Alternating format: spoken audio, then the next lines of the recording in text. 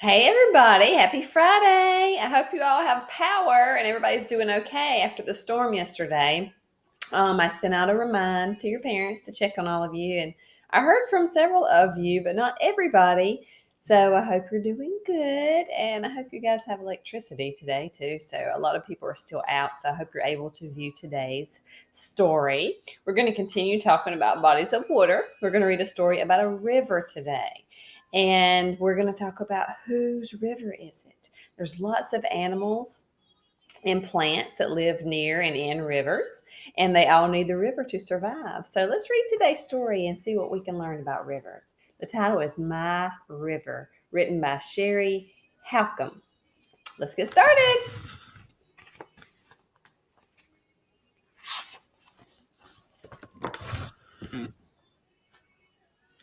Whose river is this?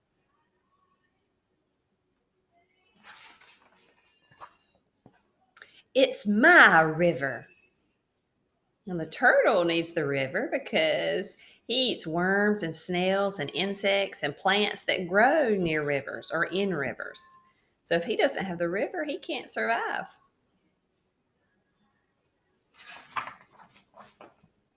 It's our river. Now, frogs eat mosquitoes and dragonflies, and they stay near bodies of water. So that's why they like to live in ponds and rivers because that's where they can find their food. Because mosquitoes and dragonflies also hang out there, and other kind of insects. Frogs will eat any kind of insect. It's everyone's river.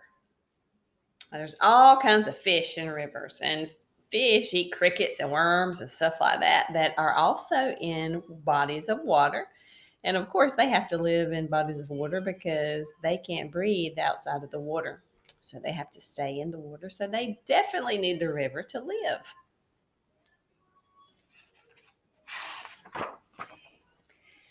This is my home.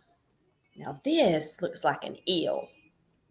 Eels are kind of creepy looking. I've seen them in real life before. This one's kind of cute, but in real life, they look a little creepy. But they eat crickets and fish and worms and stuff like that also are in bodies of water. So they have to live in the water to survive.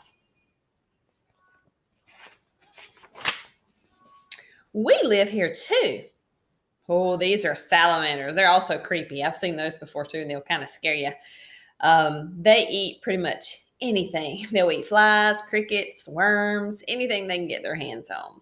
So things that live near the water usually are the type of things they like to eat. And they like to stay where it's kind of damp and wet. So of course the river will be a great place. They like to hang out under rocks where it's wet and damp under there. So a river is a perfect place for them to find that. I was born here.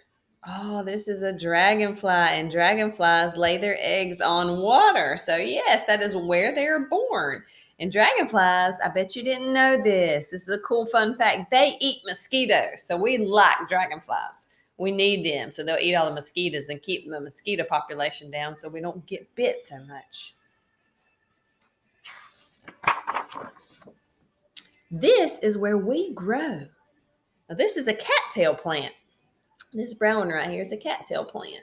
You see them around a lot of bodies of water like ponds and rivers. Definitely in the river.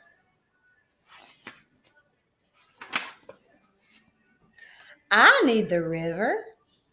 Now, this kind of looks like a beaver, but it's not. You can tell by his tail. He's got a skinnier tail. This is a muskrat. I think this was in our story earlier in the week, too. There was a mention of a muskrat in one of our stories.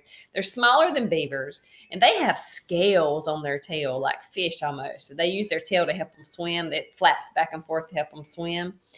And they can actually swim underwater for 12 to 17 minutes. They can hold their breath that long. Can you believe that? And they also have a cool way of closing their ears so they don't get water in their ears.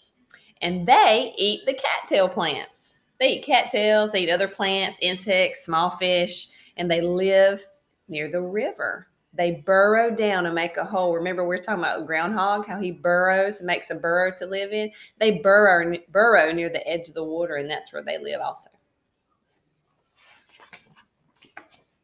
So do we. Now, this was in our story earlier this week, too. A whirligig beetle. They eat other insects and they swim on top of the water and they just swirl around and around and around. Remember, I said you may see them in your pool sometimes. Sometimes they just get in any kind of water.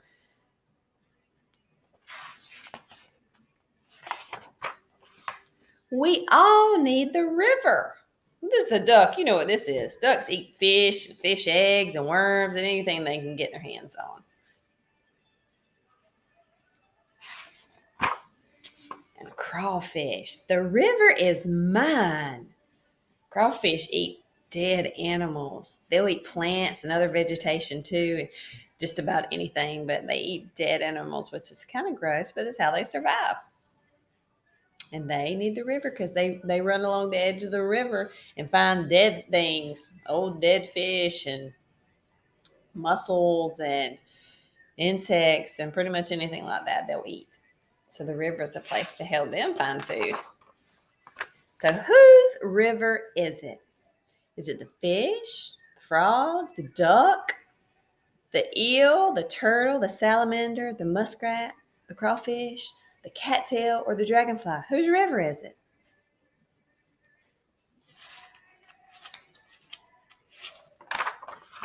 It's everyone's river. So there again, we all have to share. Even the animals and insects have to share things. So the river is there for everyone to enjoy.